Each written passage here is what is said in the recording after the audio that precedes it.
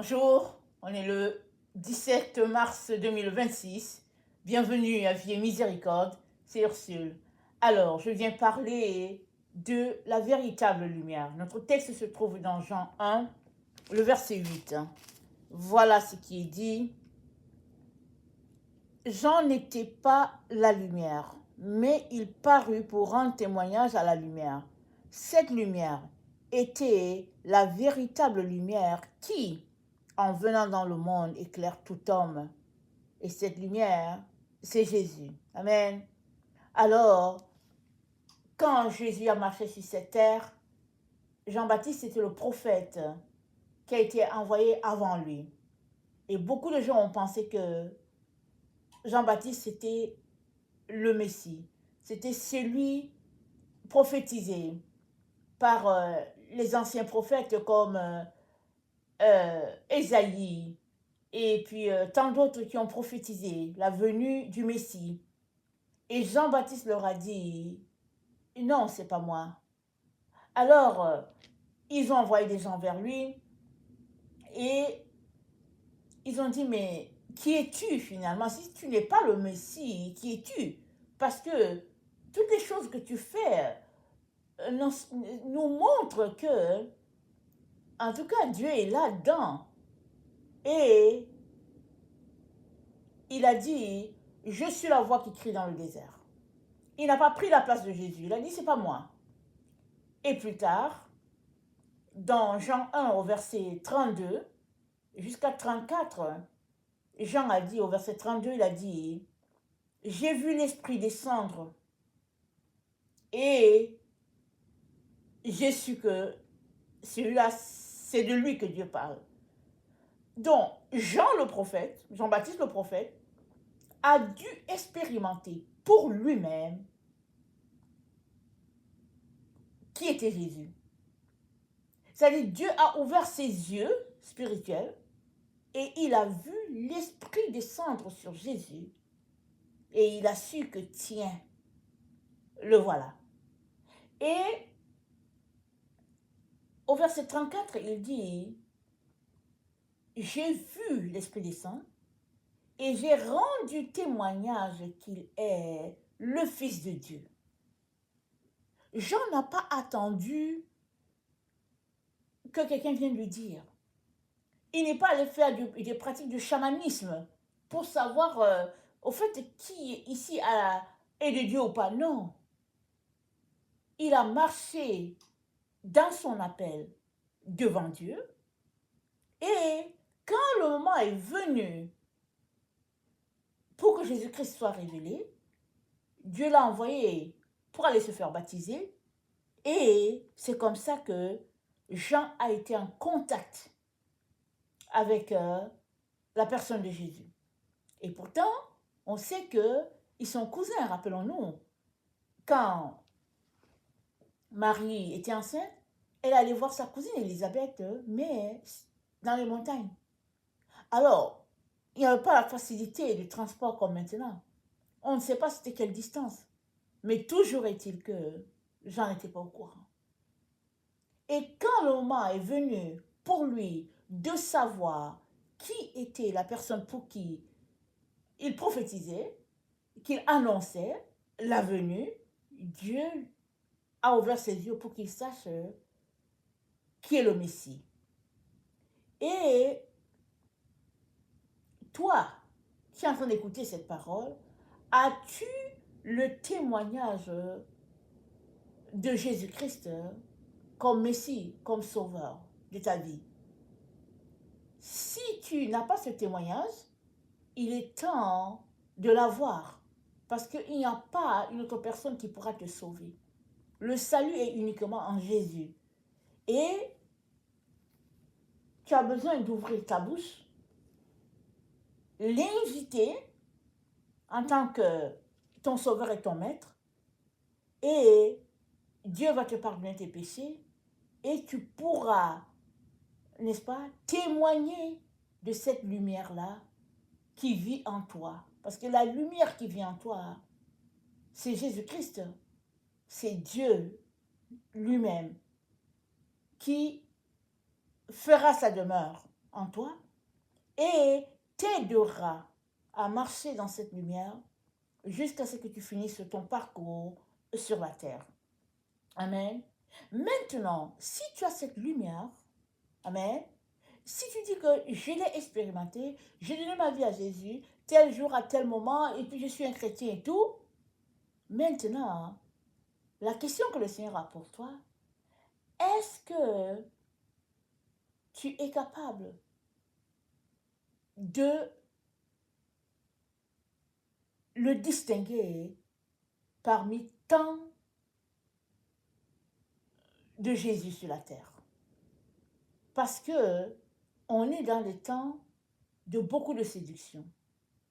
Et dans Matthieu 24 au verset 25, alors que Jésus-Christ est en train de prêcher sur la montagne, et puis les gens voulaient savoir quand est-ce que ça se passerait la fin des temps, Jésus-Christ leur a dit, pourvu que vous ne soyez pas séduits. Amen. Alors, Matthieu 24, au verset 5, Jésus-Christ a dit, je vais commencer au 4, prenez garde que personne ne vous séduise, car plusieurs viendront sous mon nom, disant, c'est moi qui suis le Christ, et ils séduiront beaucoup de gens. Plusieurs utilisent le nom de Jésus pour prêcher, pour enseigner. C'est répandu sur toute la terre, plusieurs. Mais es-tu capable de distinguer parmi les différentes personnes ceux-là qui sont vraiment de Jésus et ceux-là qui sont vraiment de l'ennemi? Es-tu capable de distinguer la contrefaçon? C'est ça que Dieu a pour nous. Quand il nous dit de prendre garde, parce que on est dans les temps de la nuit, les temps de confusion, les temps où c'est difficile de distinguer le vrai du faux. Et dans 1 Jean 4, au verset 1, 1 Jean 4 au verset 1, voilà ce qui est dit. Bien-aimés, n'ajoutez pas foi à tout esprit, mais éprouvez les esprits pour savoir s'ils sont de Dieu, car plusieurs faux prophètes sont venus dans le monde. Reconnaissez à ceci l'Esprit de Dieu, tout esprit qui confesse Jésus-Christ venu en chair est de Dieu. Et tout esprit qui ne confesse pas Jésus n'est pas de Dieu, c'est celui de l'Antichrist, dont vous avez appris la venue et maintenant est déjà dans le monde. Donc, juste par ce verset, on pourrait dire, ok, il n'y a pas de problème, lui, il confesse Jésus. Il confesse Jésus, il va à l'église, il dit qu'il est chrétien, il fait des miracles. Mais simplement par ce verset-là, on peut se faire tromper. Parce que il y a plusieurs faux prophètes qui sont sur la terre. Ils n'ont aucun respect de Dieu. Ils n'ont pas de problème à mentir. Ils n'ont pas de problème à simuler des miracles. Ils n'ont pas de problème à faire les contrefaçons. Ils n'ont pas de problème à mettre en place des mimiques. C'est-à-dire, on est dans un temps où tout est permis. Alors, la balise que Dieu te donne, te dit, fais attention. Tu les reconnaîtras par la véritable lumière. Alors, la véritable lumière, c'est Jésus. Comment vas-tu faire pour reconnaître la véritable lumière? Hébreux 5, au verset 13, nous dit, quiconque est au lait n'a pas l'expérience de la parole de justice, car il est un enfant. Mais la nourriture solide est pour tous les hommes faits, pour ceux dont le jugement est exercé par l'usage à discerner ce qui est bien de ce qui est mal. La nourriture solide, c'est-à-dire que tant aussi longtemps que toi et moi serons juste au lait, au rudiment de la parole, alors on est en train de manquer quelque chose.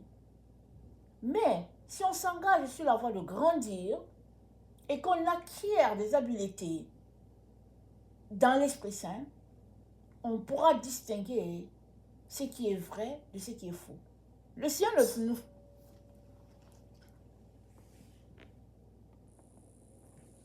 Excusez, le Seigneur ne nous forcera pas à l'école avec un bâton pour savoir c'est qui avance ou bien c'est qui n'avance pas. Non. Mais en exerçant nos dons dans la relation avec le Seigneur, à venir, à communier avec lui, on va acquérir des habiletés, lesquelles vont nous donner de discerner ce qui est vrai de ce qui est faux. Quand tu viens dans la présence de Dieu, sa présence te couvre et tu baignes dans une autre atmosphère. Et tu ne pars jamais de là sans avoir rien reçu. À force de le faire, tu vas apprendre à discerner ce qui est bien de ce qui est mal. Et dans Éphésiens 6, au verset 11, c'est dit, pardon, dans Éphésiens 5, au verset 6, c'est dit que personne ne vous séduise par de vains discours. Amen. Que personne ne vous séduise. Et au verset 8, c'est dit, autrefois vous étiez ténèbres et maintenant vous êtes lumière dans le Seigneur. Marchez comme des enfants de lumière. Le fruit de la lumière consiste en la bonté, la justice et la vérité. Il y a de ces éléments qu'un enfant de lumière aura en lui. C'est le caractère du Seigneur Jésus, le caractère de Dieu. Ce sont des choses qui vont nous permettre de discerner. Et c'est une marche. Et le Seigneur nous exhorte à prendre cette voie-là. Et on pourra, par nous-mêmes, témoigner, comme a témoigné Jean-Baptiste, parce que ce n'est pas quelqu'un qui a dit à Jean-Baptiste. Jean-Baptiste a dit, j'ai vu l'Esprit descendre et j'ai reconnu que c'est lui, loin, qui doit venir. Ce sera la même chose pour toi et pour moi. Et c'est tout ce que le Seigneur aimerait. Il aimerait que nous grandissions. Et nous aussi, souhaitons-nous cela. Et ne perdons plus notre temps à des choses qui nous distraient. Parce qu'on est dans la nuit. On est dans la nuit et dans la nuit, tout est ténèbres. Et le Seigneur, par sa lumière, nous aide à marcher dans la nuit. Parce que c'est dit que quand tu marches dans la nuit, tu vas trébucher.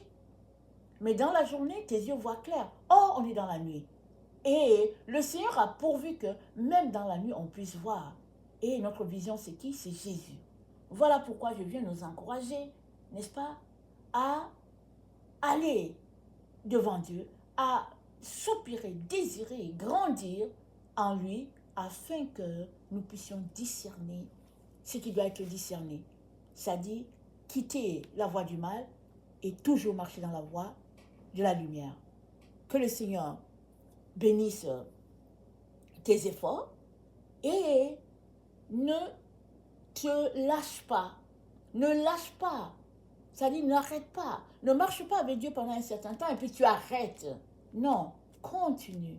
Même quand c'est difficile, continue. Et tu vas finir par acquérir des habiletés qui vont te donner de discerner. Et surtout, tu vas devenir, n'est-ce pas, aguerri à cela. Et le Seigneur pourra t'aider à discerner de plus en plus. Et c'est ça la nourriture solide que le Seigneur aimerait pour chacun d'entre nous. Amen. Que le Seigneur bénisse sa parole et qu'il bénisse aussi nos efforts. Amen. Alléluia.